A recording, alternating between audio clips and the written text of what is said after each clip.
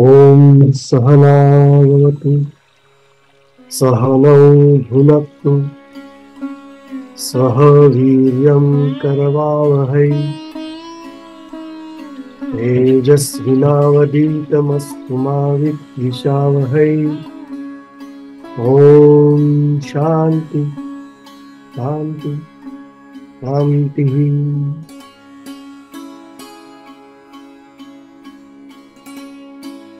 प्रातः स्मरामि हृदि संस्फुरदात्मतत्त्वम् सच्चित्सुखं परमहंसगतिं तुरीयम् यत् स्वप्नजागरसुषुप्तमवेति नित्यम् तद्ब्रह्म निष्कलमहं न च भूतसंगः।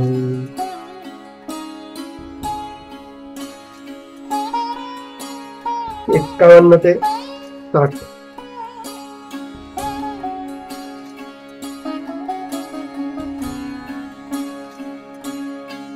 बाह्यानित्यसुखासक्तिं हित्वात्मसुखनिवृत्तः घटस्थदीपवत् स्वस्थः स्वान्तरेव प्रकाशते उपाधिस्थोऽपि तद्धर्मैः अलिप्तो व्योमवह्निः सर्वविन्मूढवत् तिष्ठेत् असक्तो वायुवच्चरेत्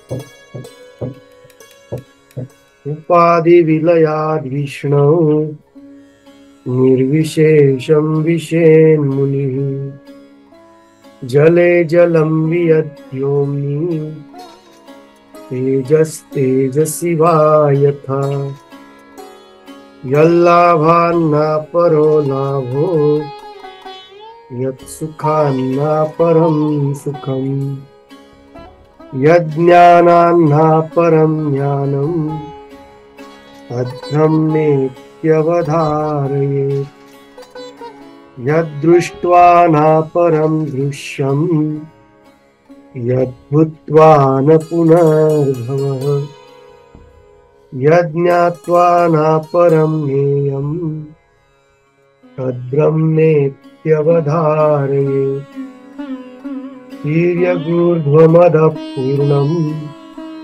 सच्चिदानन्दमद्वयम् अनन्तं नित्यमेकं यत् तद्ब्रह्मेत्यवधारयेत् अतद्व्यावृत्तिरूपेण वेदान्तैर्लक्ष्यते द्वयम् अखण्डानन्दमेकं यत् तद्ब्रह्मेत्यवधारयेत् अखण्डानन्दरूपस्य तस्यानन्दलवाश्रिता ब्रह्माद्यास्तारतम्येन भवन्त्यानन्दिनोऽखिलात् तद्युक्तमखिलं वस्तु व्यवहारस्तदन्वितः तस्मात् सर्वगतं ब्रह्म क्षीरे सरितिरिवाखिले अनन्वस्तूलमधस्वम् अदीर्घमजमव्ययम् अरूपगुणवर्णाख्यं तद्ब्रह्मेत्यवधारयेत्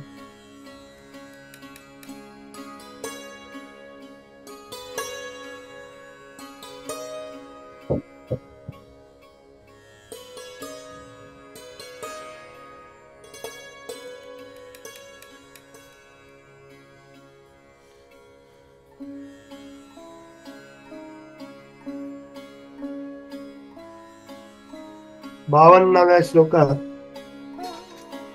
तटस्थतेची लक्षणं दिलेली आहेत. उपाधींमध्ये राहूनही म्हणजे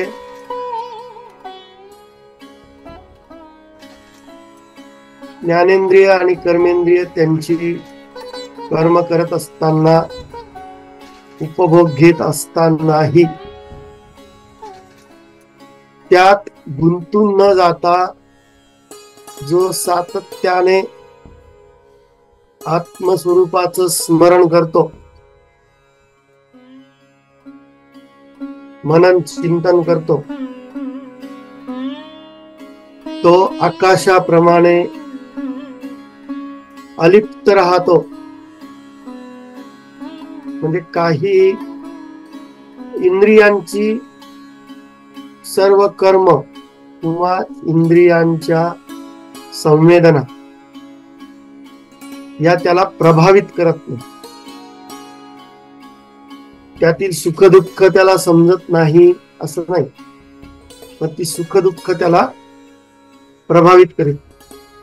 एखादी गोष्ट मनाप्रमाणे घडली किंवा नाही घडली तरी तो स्वतः प्रभावित होत नाही, कारण तो पूर्णपणे अलिप्त आहे, निसंग आहे. निसंग म्हणजे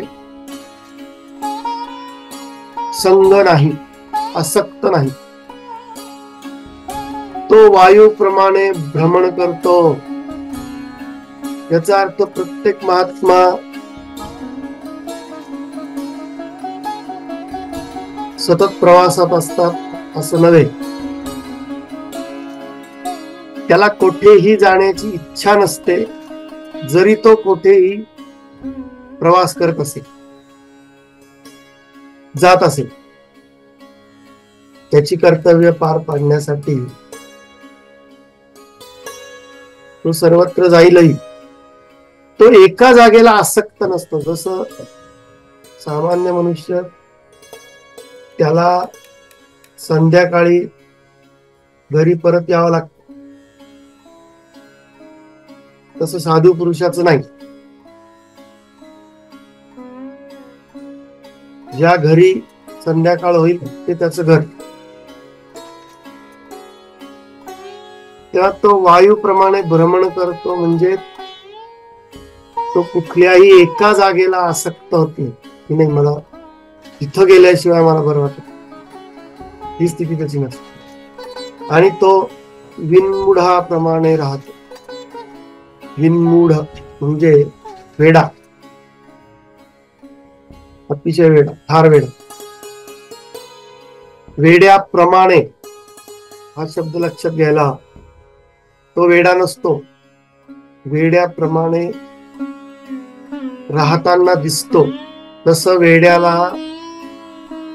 वेड्या कोणत्या त्याच्या विश्वात राहतो हे आपल्याला समजू शकत नाही.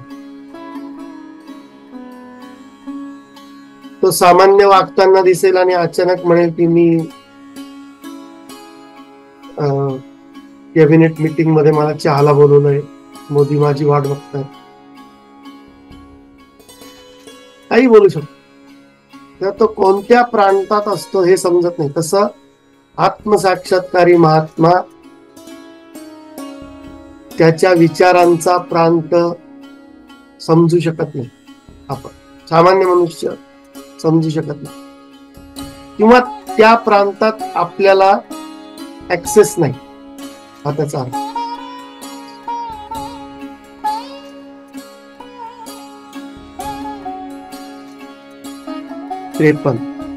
उपाधि विलयाद्विष्णौ निर्विशेषं विशेन मुनि जले जलं वियद्योम्नि तेजस्तेजसि वा यथा. उपाधि विलयाद्विष्णौ निर्विशेषं विशेन मुनि जले जलं वियद्योम्नि तेजस्तेजसि वा यथा. उपाधींच्या निर्मूलनानंतर, म्हणजे उपाधी नष्ट केल्यानंतर, तो मुनी विष्णू तत्वाबरोबर एक होतो, आत्मस्वरूपाशी एकरूप होतो. जसे पाणी पाण्याबरोबर, प्रकाश प्रकाशाबरोबर किंवा आकाश आकाशाबरोबर एक होते. आता अथांग पाणी अमर्याद प्रकाश आणि परिसीमा नसलेलं आकाश ही त्या आत्मतत्वाची लक्षणं आहेत.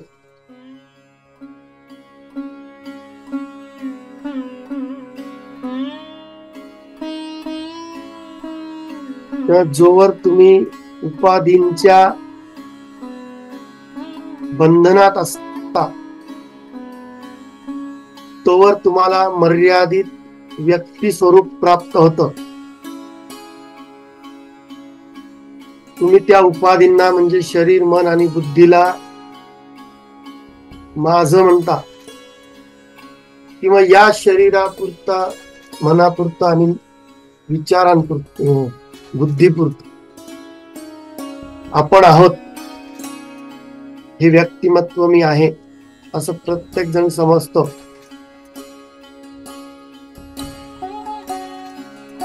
ज्या उपाधीशी तुम्ही एकरूप होता ते स्वरूप तुम्हाला प्राप्त होत. म्हणजे काही लोक स्वतःचा केवळ शारीरिक स्तरावर विचार करतात. मी म्हणजे शरीराचं खाणं पिणं, उठणं बसणं झोपणं, शारीरिक कर्म, संवेदना आणि विविध कर्मांमधून मिळवलेले सुख, उपभोग हेच आयुष्य. मग तुम्ही स्वतःला मी शरीर आणि शरीराला जे जे होतं, जी जी सुख दुःख अनुभवास येतात, वेदना अनुभवास येतात, त्या मी आहेत असं समजतं. म्हणजे त्या वेदना मला होत आहेत, ही सुख मला मिळत आहेत असं तुम्ही समजता. हीच गोष्ट भावनांची.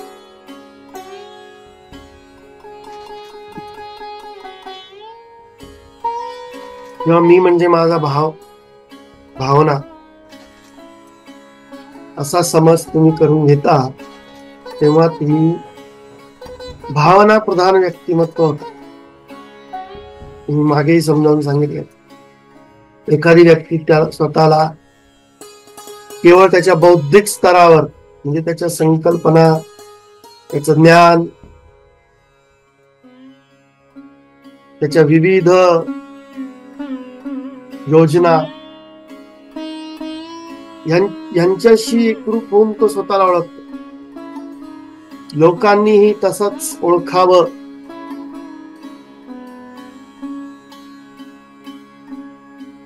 अशी तो अपेक्षा करतो.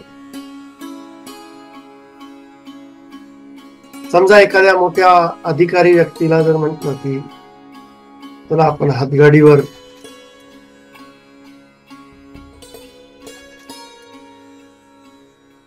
पाणीपुरी खाऊया, भेळपुरी खाऊया, तो नाही, लोक मला काय म्हणतील, मी लोकांना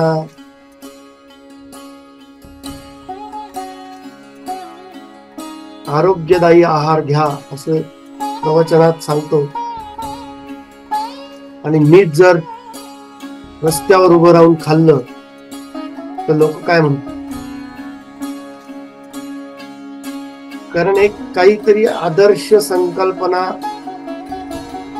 त्याची स्वतःबद्दलची असते, जी रास्त असेल. तर त्या संकल्पनेला धक्का लागू नये, त्या प्रतिमेला धक्का लागू नये याची तो काळजी घेतो.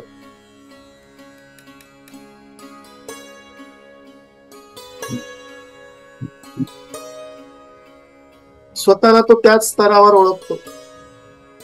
इतरांनी तसंच ओळखावं अशी तो अपेक्षा करतो.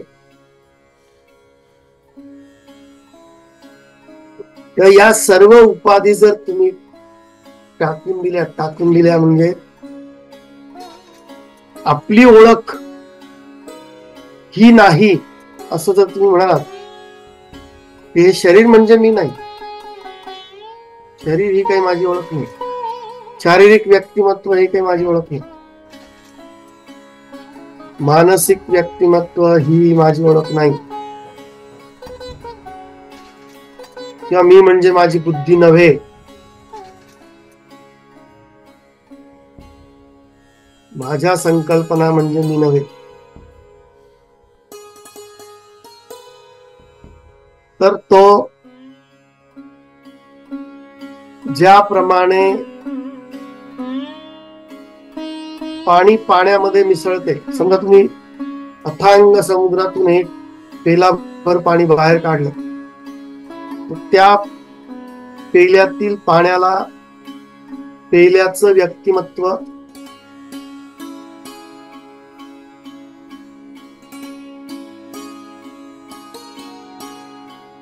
आपण पेलाभर पाणी आहोत असं त्या पाण्याला वाटू लागतं.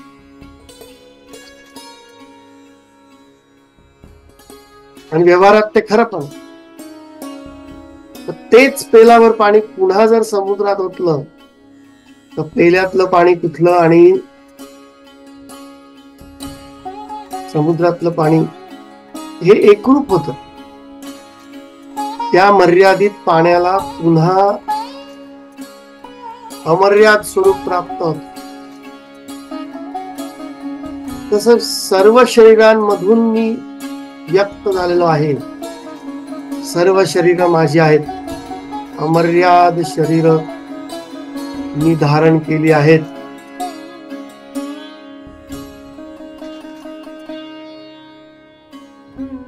हा, जे शरीर तुम्हाला प्राप्त झालंय त्याची काळजी घेणं तुमचं काम आहे.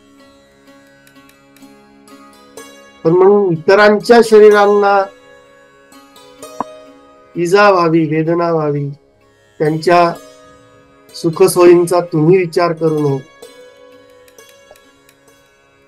किंवा माझ्या सुखसोयी महत्वाच्या, इतरांचं काही हो, ही वृत्ती राहणार नाही.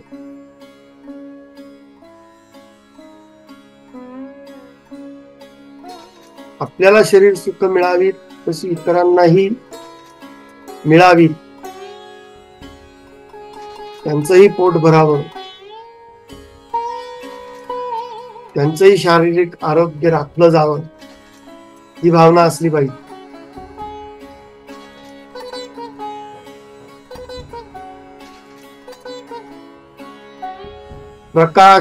प्रकाशामध्ये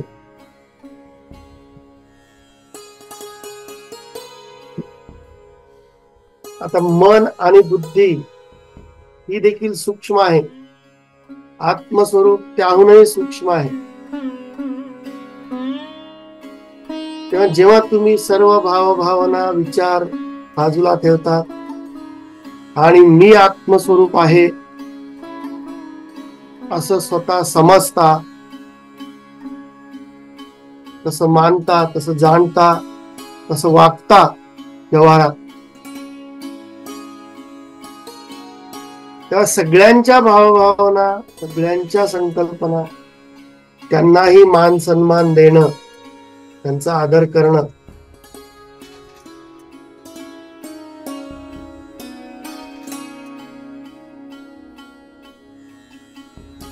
जर तुम्ही आत्मस्वरूपाशी एकरूप व्हाल तर तीही मतभिन्नता किंवा विविध भावना, सर्वांविषयी असणारी आपुलकी, इतरांच्या दुःखात सहभागी होणं, त्यांच्या एवढंच दुःख आपल्यालाही वाटणं,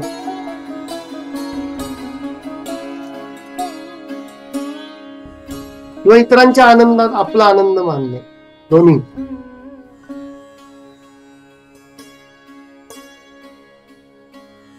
आकाश आकाशाबरोबर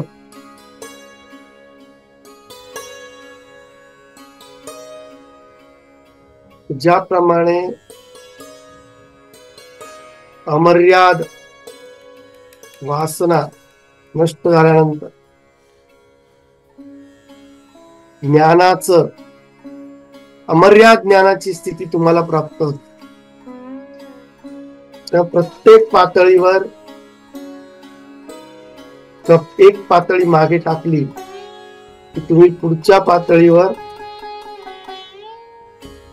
अधिक व्यापक स्वरूप धारण करता आणि अंतिमतः आपण आत्मस्वरूप आहोत याची तुम्हाला अनुभूती येते. रामायणामध्ये मागच्या श्लोकातही रामायणाचं उदाहरण दिलं होतं.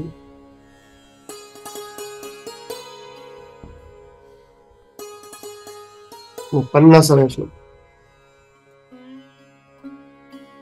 तसंच या श्लोकातही रामायणातला एक संदर्भ फार सुंदर सांगता येते की हे कसं.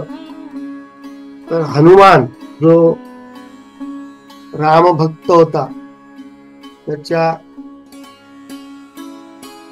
अव्याभिचारिणी भक्ती, दुसरा कुठलाही विचार नाही त्याच्या मनात.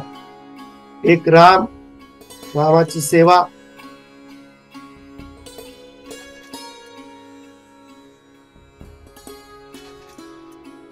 आणि कितीही संकट समोर आली तरी न डगमगता त्यांना सामोरं जाणं आणि रामाला त्याचा मार्ग सीतेकडे जाण्याचा प्रशस्त करून देणं, हेच त्याचं काम.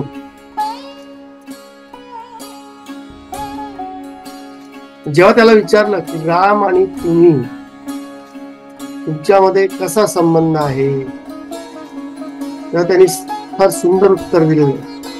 तो म्हणतो, देह भावेन दासोस्मी, जीव भावे तदंशकः, आत्मभावे त्वमेवाहम. असं उत्तर तो देतो. तुझा आणि रामाचा काय संबंध, कसा संबंध आहे.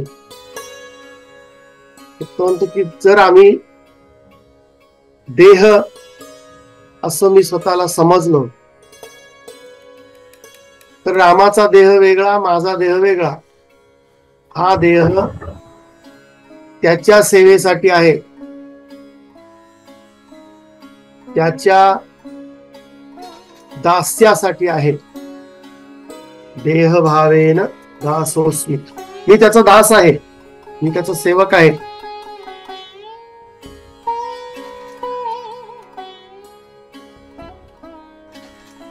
हे झालं जेव्हा हनुमान स्वतःला आपण शरीर आहोत त्या पातळीवर स्वतःची ओळख सांगतो. जीव भावे त्वदंशकः, माझं मन आणि बुद्धी जी आहे, माझे विचार जे आहेत, त्या विचारांच्या अथांग सागरामधला एक अंश.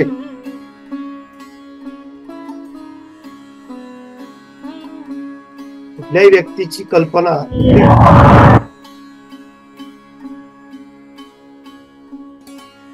आणि जगातल्या सगळ्या लोकांच्या ज्या काही जगाविषयी संकल्पना आहेत त्या अमर्याद आहेत. कुठली खरी कुठली खोटी आपण म्हणू शकत नाही काही. तर प्रत्येक जीव हा त्या अथांग तत्वाचा एक अंश आहे, त्याची अभिव्यक्ती, त्या अंशाची अभिव्यक्ती.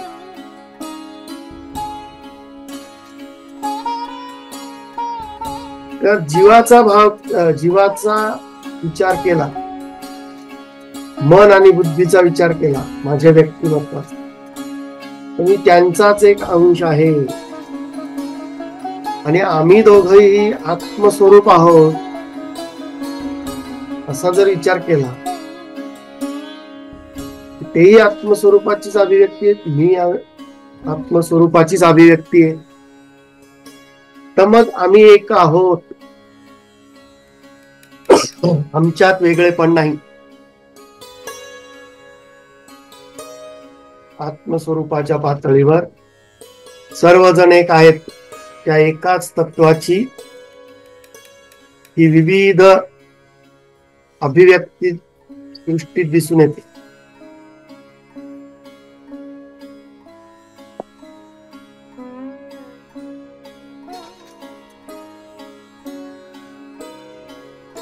54. यल्लाभान्ना परो लाभो यत्सुखान्ना परं सुखम यज्ञानान्ना परं ज्ञानम तद्ब्रह्मेत्यवधारये. यल्लाभान्ना परो लाभो यत्सुखान्ना परं सुखम यज्ञानान्ना परं ज्ञानम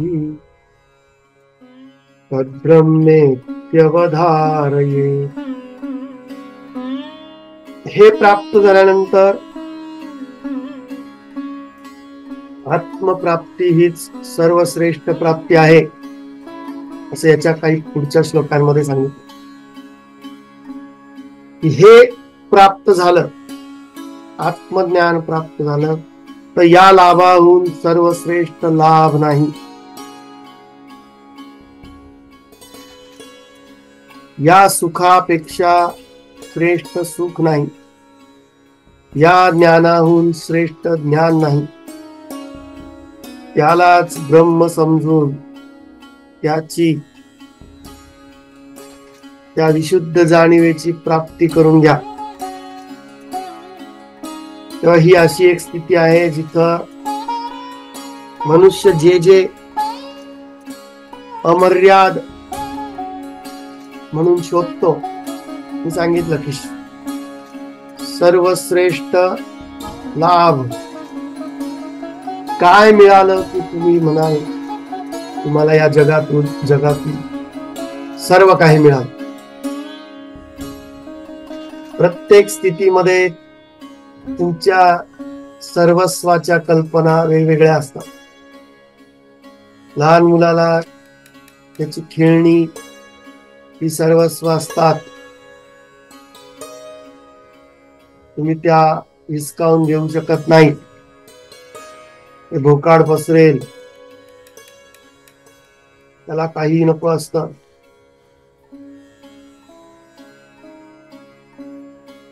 सतत खेळणी हातात हवी, ते त्याचं सर्वस्व, त्यात ते सुखी आहे. पण तुमच्या लक्षात येतं की नंतर तुम्ही स्वतःच्याच खेळण्या तोडून फोडून टाकायला लागला, फेकून द्यायला लागला. तर त्यातनं पुरेसा आनंद मिळाला नाही. मग तुम्हाला ट्रायसायकल आणून दिली, ती तुम्ही चालवली. त्यातला आनंद समजल्यावर वा वा ह्याच्यासारखं सुख नाही असं म्हणून तुम्ही घरभर लोकांना कंटाळा येईपर्यंत, तुम्हाला 4 धपाटे टाकून गप्प बसवेपर्यंत तुम्ही सायकल चालवत. पाहुणे आलेले कळत नाही, तुम्ही महत्वाचं बोलतोय कळत नाही, काही नाही. तुमच्यासाठी तो आनंद, तो विषय अत्यंत महत्वाचा असतो. कारण त्यातून तुम्हाला सगळं सुख मिळत असतं त्यावेळी हवं असलेलं. जसे जसे तुम्ही तरुण होता तुमच्या सुखाच्या कल्पना बदलतात.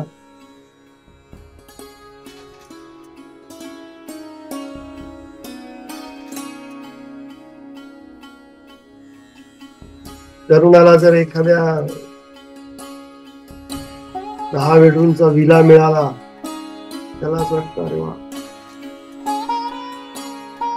मी काहीतरी मोठं अचीव केलेलं आहे, याच्यासारखं सुख नाही. माझ्याकडे मोठा इन्कम आहे, माझ्याकडे सर्व सुखसोयी आहेत, तरीही लक्षात येतं की त्याही पुरेशा नाही. म्हणून अतिश्रीमंत लोक देखील सुख शोधायला आश्रमात जातात. याचं कारणच हे, सगळं कमावून झाल्यानंतर, अगदी स्वतःचे चार्टर्ड प्लेन घेतल्यानंतरही ते असं क्लेम करत नाही की नाही सगळं झालं. तर किती पैसा, प्रसिद्धी, सत्ता सगळं मिळाल्यानंतरही आपल्याला सर्वस्व मिळालेलं आहे, परिपूर्ण आहोत आपण, असं कोणीही म्हणत नाही. कारण ती परिपूर्णतेची स्थिती नाही. म्हणजे कोणताही भौतिक लाभ तुम्हाला परिपूर्णतेचं सुख देऊ शकत नाही. कितीही मोठं शारीरिक सुख असो, भावनिक असो, किंवा ज्ञानाची स्थिती, त्याचा विचार केला तरी कितीही ज्ञान प्राप्त केलं, तुमचे सत्कार समारंभ झाले, तरी जोवर आत्मज्ञान नाही तोपर्यंत आपल्याला सर्व काही ज्ञात आहे असं तुम्ही म्हणू शकत नाही. पण ब्रह्मप्राप्तीमध्ये म्हणजे आत्मसाक्षात्कार त्या स्थितीमध्ये तुम्हाला हे सर्व प्राप्त झालं असं तुम्हाला वाटेल. असं शास्त्रकार किंवा ज्यांनी ती स्थिती अनुभवली ते सांगतात की आम्ही ही स्थिती प्राप्त केल्यानंतर आमचा हा अनुभव आहे, यापेक्षा श्रेष्ठ लाभ नाही, यापेक्षा श्रेष्ठ सुख नाही, यापेक्षा श्रेष्ठ ज्ञान नाही, ही अंतिम स्थिती आहे असं त्यांनी सांगितलं. त्याच्यावर विश्वास ठेवायचा नाही ठेवायचा, असं मार्गक्रमण करायचं नाही करायचं, हे सर्वस्वी आपल्यावर, त्यांचा आग्रह नाही. सगळे प्रयोग झाल्यानंतर जर तुमच्या लक्षात आलं की सुख प्राप्तीचे सर्व प्रयोग झाल्यानंतरही अजूनही मी शाश्वत सुख अनुभवलेलं नाही, तर मग त्यांच्या वचनाला प्रमाण मानून त्या मार्गाने जायला आणि प्रयोग करून बघायला काही हरकत.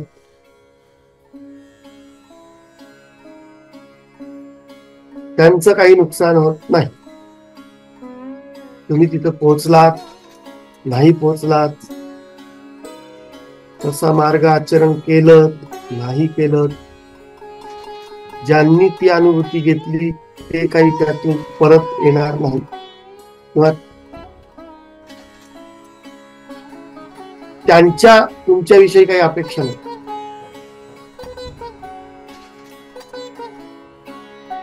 पंचावन्न. यद्दृष्ट्वा न परं दृश्यम् यद्भूत्वा न पुनर्भवः यज्ञात्वा न परं ज्ञेयम् तद्ब्रह्मेत्यवधारये. यद्दृष्ट्वा न परं दृश्यम् यद्भूत्वा न पुनर्भवः यज्ञात्वा न परं ज्ञेयम् तद्ब्रह्मेत्यवधारये. त्या ब्रह्मस्वरूपाची जाणीव करून घ्या,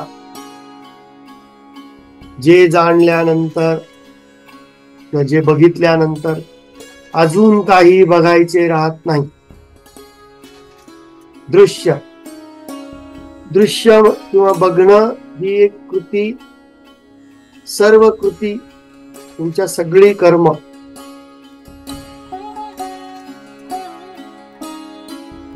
जसं तुम्हाला एक सांगण्यात आलं की अमुक अमुक एक पर्यटन स्थळ काश्मीर तुम्ही बघितलं नाही, मग तुम्ही काहीच बघितलं नाही. जिवंत राहून उपयोग नाही. तुम्ही काश्मीर बघितलंच पाहिजे. पृथ्वीवर एकदा जर स्वर्ग कुठे असेल तर तो काश्मीर. तो न बघता जर मरण आलं तर जीवन अर्धवट राहील वगैरे. तर ते बघायला जाण्यासाठी तुम्ही कितीतरी कर्म करता, काश्मीर काही तुमच्याकडे येणार नाही. आणि मग एवढ्या आटापिटा करून जेव्हा तुम्ही तिथपर्यंत जाता तेव्हा तुम्ही म्हणतात की वाह, जीवनाचं सार्थक झालं. असा स्वर्ग, अशी जागा पृथ्वीवर कुठेही नसेल. अजून काही बघायचं राहिलं नाही. अर्थात काश्मीरला गेल्यावर असं वाटत नाही. तुम्ही जर तिथं 5-6 वर्ष राहिलात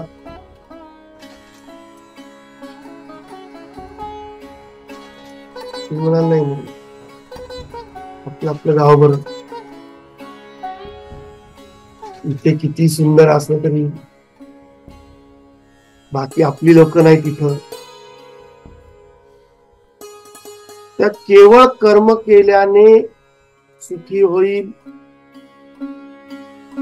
ती कर्मफळ उपभोगून मी सुखी होईल, शक्य नाही.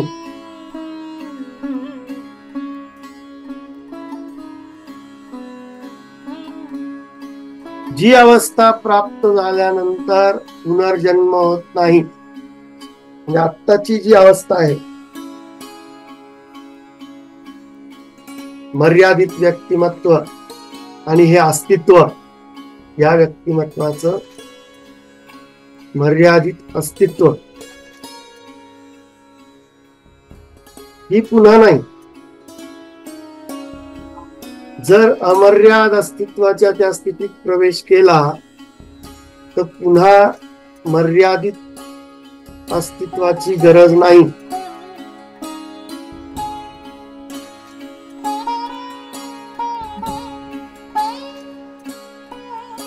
त्या जन्म मृत्यू नाही. जोपर्यंत ती अवस्था अनुभवत नाही तोपर्यंत जन्म मृत्यू आहे. तर कुठलीही गोष्ट तिच्या मूळ स्थितीत परत गेल्याशिवाय थांबत नाही. तुम्ही जो स्पंज दाबला, तो सोडला तो त्याच्या मूळ स्थितीत जातो. तुम्ही स्प्रिंग दाबली, सोडली, स्प्रिंग मूळ स्थितीमध्ये येते. तुम्ही वेताची काठी वाकवली, तिच्यावरचा भार सोडला, ती पुन्हा सरळ होते. त्या जोपर्यंत तुम्ही तुमच्या मूळ स्थितीत परत जात नाही तोपर्यंत तुम्हाला विविध अनुभवांमधून जावं लागतं. त्याला म्हणतात जन्म आणि मृत्यू. ज्याचे ज्ञान झाल्यावर अजून ज्ञान करून घ्यावे लागत नाही. अजून काही जाणून घ्यायचं राहत. ती स्थिती जाणली की अजून काही जाणून घ्यायचं राहत. तर ती ज्ञानाची, अस्तित्वाची आणि आनंदाची सर्वोच्च स्थिती आहे. ते जाणून घ्या. प्रत्येक श्लोकाच्या शेवटी तद्ब्रह्मेत्यवधार, अवधारयेत म्हणजे तत्वतः जाणून घ्या. वरवर जाणून घेऊ नका. हो, आम्हाला माहिती, मी वाचलंय कुठतरी, असा विषय नाही हा. प्रत्यक्षानुभूती, अवधारयेत.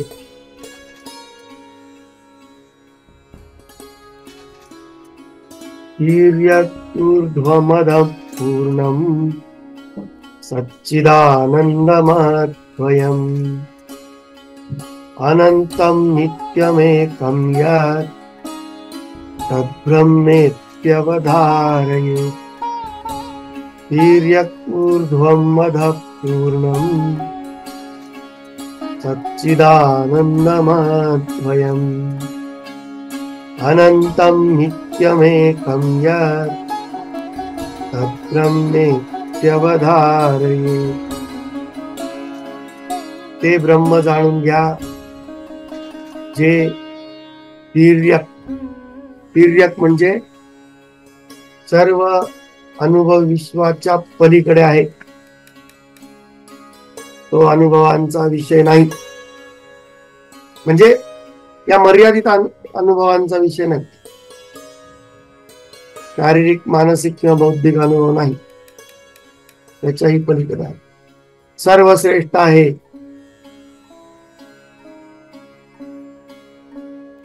ऊर्ध्वम, अधः, खाली वर, सर्वत्र आहे. पूर्ण आहे, सर्वव्यापी आहे. सच्चित आनंद, सत म्हणजे अस्तित्व, चित म्हणजे जाणीव, आणि आनंद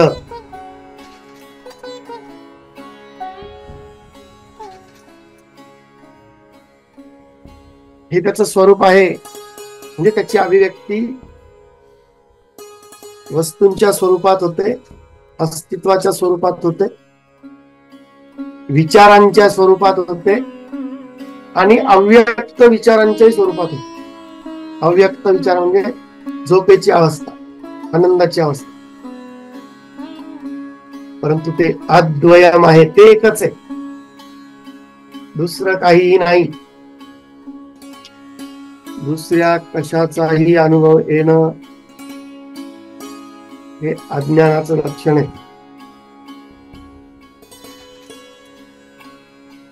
केवळ एकच एक ब्रह्म, त्याचंच अस्तित्व आहे, इतर काहीही नाही.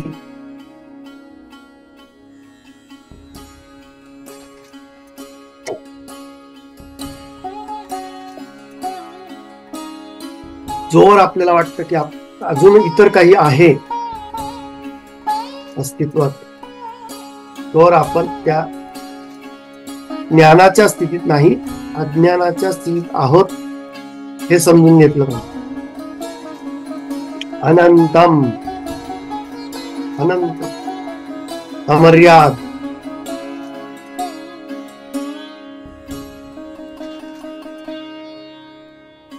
नित्यम, सातत्याने असलेलं. सर्व अनुभव येतात जातात, त्यामध्ये सातत्य नाही, शाश्वतता नाही. अनुभव जरी आले आणि गेले तरी मूळ स्वरूप शाश्वत आहे, त्यात फरक पडलेला नाही, त्यात बदल झालेला नाही. एकम, एकच एक ते तत्व आहे.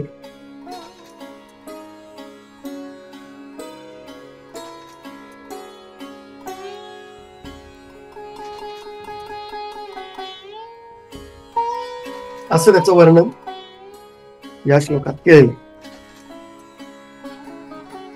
सप्ताम, अतद्व्यावृत्तिरूपेण वेदान्तैर्लक्ष्यते द्वयम् अखण्डानन्दमेकं यत् तद्ब्रह्मेत्यवधारये. अतद्व्यावृत्तिरूपेण वेदान्तैर्लक्ष्यते द्वयम् अखण्डानन्दमेकं यत् तद्ब्रह्मेत्यवधारये. ते ब्रह्म जाणून घ्या, ज्याचे वर्णन वेदांतामध्ये व्यावृत्ती रूपाने, व्यावृत्ती रूप म्हणजे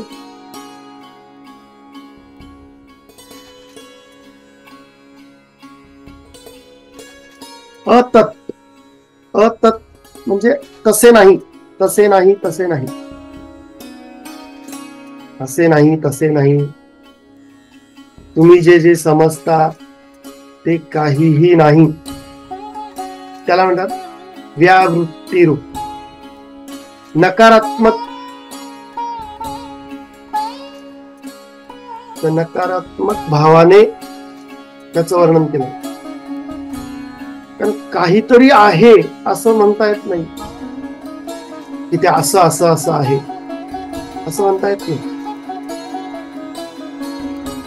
असंच आहे, देव असाच आहे.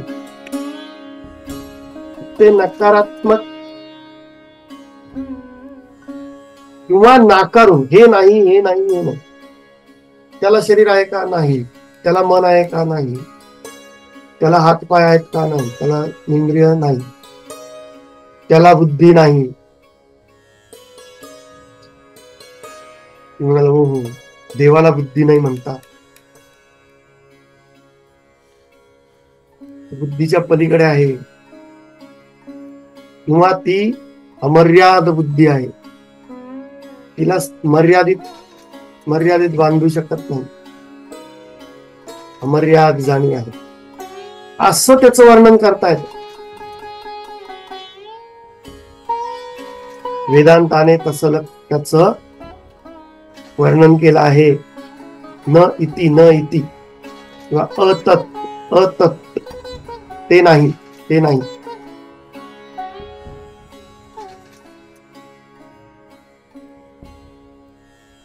अद्वयम, पुन्हा दुसरं काहीही नाही. अद्वयम, द्वयम म्हणजे दोन आहेत. मी आणि तू, मी आणि जग नाही. जगाचं अस्तित्व नाही. केवळ मी आणि मीच अस्तित्वात आहे. हा भाव, अखंड आनंद, ज्या आनंदामध्ये, सुखामध्ये कधीही खंड पडत नाही. आता आपण जी सुख उपभोगतो त्यामध्ये कमी अधिकपणा असतो.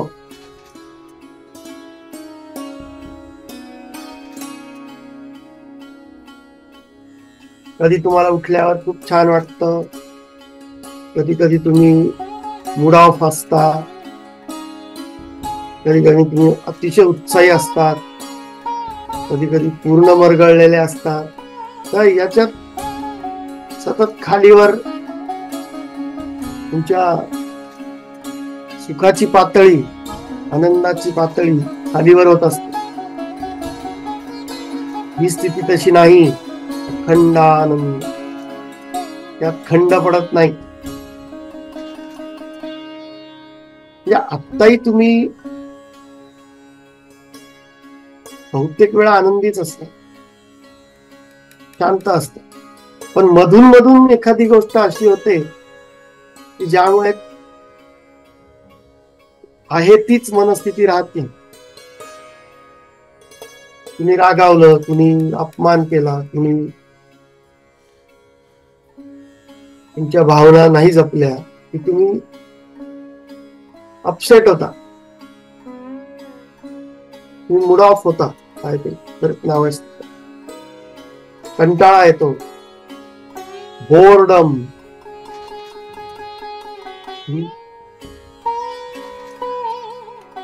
नैराश्य. त्या स्थितीमध्ये हे सगळं नाही. एकम, ती एकच एक स्थिती आहे, हे जाणून घ्या. ती स्थिती जाणून घ्या, ते आव्हान करताय.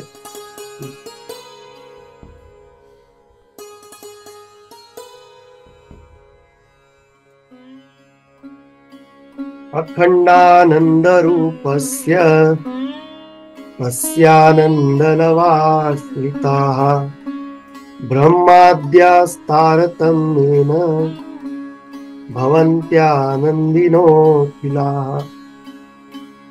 अखंडानंद रूपस्य तस्यानंदलवाश्रिताः ब्रह्माद्यास्तारतम्येन भवन्त्यानन्दिनोऽखिलाः.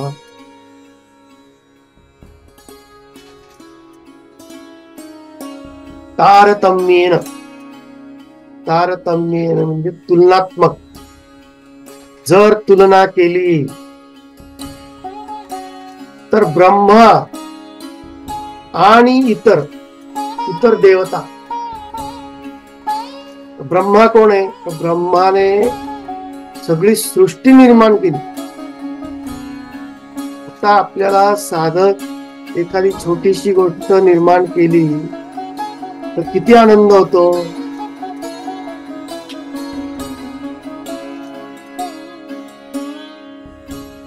लहान मुलाला सुद्धा अगदी त्याने वाळूचा खोपा जरी केला तरी त्याला अतिशय आनंद होतो. आई आई मी पप्पा केला, आई मी घर बांधलं, आई मी घर बांधलं,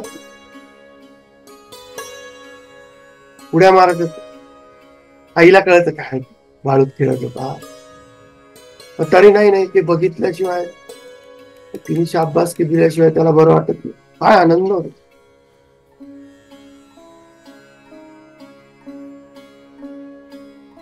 किंवा तुम्ही एखादा गृहनिर्माण संस्थेचे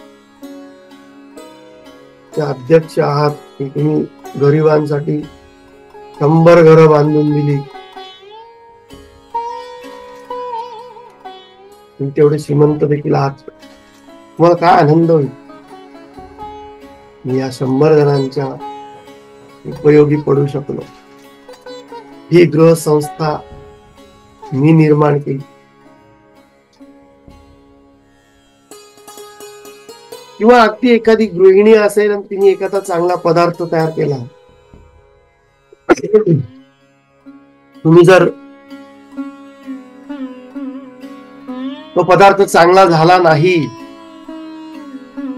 झाला असं म्हणाला नाही,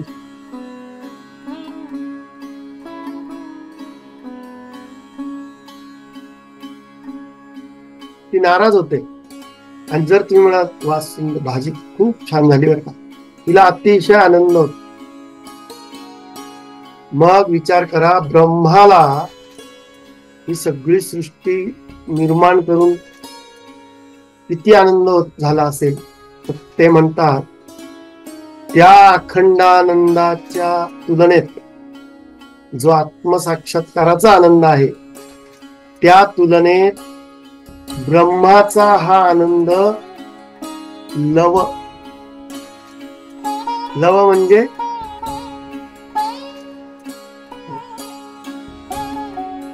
अंश, कणभर, चिमूटभरही नाही, कणभर. त्यात तुम्ही या जगातील कितीही मोठा आनंद, कितीही मोठं सुख,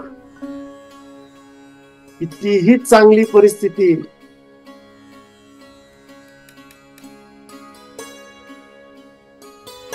त्या आनंदाशी तुलना नाही. तेव्हा असं शास्त्रांमध्ये हे केलं की कोण किती आनंद उपभोगत. तर जसं एक सामान्य मनुष्य त्याच्या पद्धतीने सुख उपभोगत, श्रीमंत मनुष्य थोडी अधिक सुख उपभोगतो. सामान्य मनुष्याच्या घरात आंबा यायला मेज येऊन उजाडतो. श्रीमंत लोक मार्च पासूनच खाऊ शकतात. हा फरक.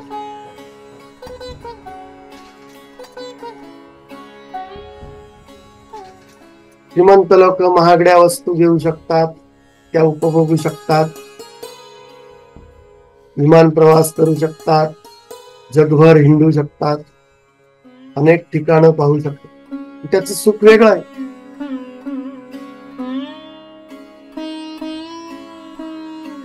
सामान्य मनुष्य साध्या रेस्टॉरंट मध्ये जातो, खामत सारख्या किंवा शिवसागर सारख्या सुखसागर, आणि श्रीमंत मनुष्य 4 सीझन्स मध्ये जातो किंवा ओबेरॉय मध्ये जातो, शेरेटन मध्ये जातो. त्या दोघांच्या आनंदातला फरक आहे. आता ज्याच्याकडे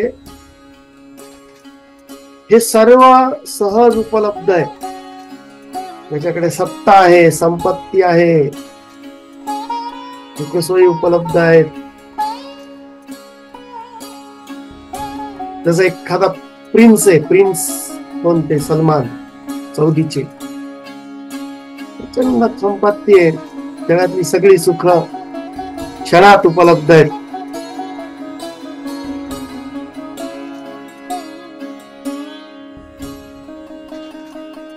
तर ती व्यक्ती जे सुख उपभोगते ते काही वेगळंच.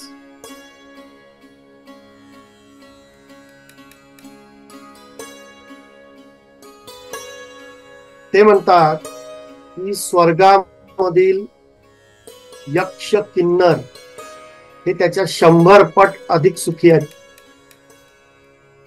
कारण स्वर्गात यक्ष किन्नरांना वेदना नाहीत, रोगराई नाही,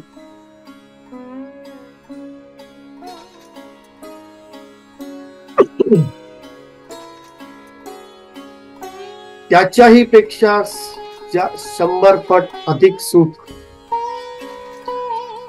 म्हणजे एक सामान्य मनुष्याचं सुख, त्यापेक्षा श्रीमंत माणसाचं सुख, त्यानंतर एखाद्या राजकुमाराचं सुख,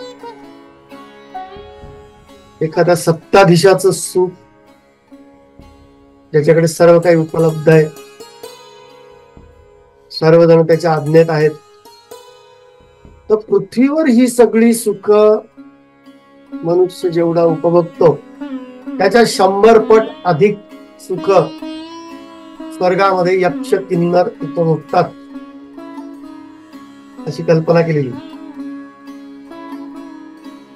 त्याही पेक्षा 100 पट अधिक सुख देवता उपभोगतात. त्या देवतांपेक्षाही अधिक 100 पट सुख त्यांचा राजा इंद्र उपभोगतो. आणि त्यापेक्षाही 100 पट अधिक सुख ब्रह्मा म्हणजे सृष्टीचा निर्माता उपभोगतो. मी मग म्हटलं की निर्मितीचं सुख प्रचंड मोठं आहे. म्हणजे ब्रह्माने तर सगळी सृष्टी निर्माण केलेली, मग तो किती सुखी असतो. ते म्हणतात त्या आत्मसाक्षात्काराच्या आनंदाच्या तुलनेत ब्रह्माचं सुख हे लवाश्रित कणभरही नाही. सामान्य मनुष्याच्या सुखाची तुलनाच नाही. आणि आपण अल्पसंतुष्ट आहोत, जे जरा थोडं काही मिळालं की आता माझं सगळं झालं, आता आम्ही सुखात आहोत. तुमच्या दुःखाची जाणीव नसल्यामुळे मनुष्य आज स्वतःला सुखात समजतो किंवा तिथंच थांबतो. तुम्ही सर्वोच्च सुख अनुभवावं असं शास्त्रकारांचं म्हणणं आहे. ही सामान्य सुख अनुभवू नयेत असं त्यांनी म्हटलेलं नाही, पण अल्पसंतुष्ट नसावं, अधिकाधिक सुखाची किंवा त्या अंतिम सुखाची इच्छा ठेवावी असं शास्त्र सांगतं. थांबूया. काही प्रश्न असतील तर विचार.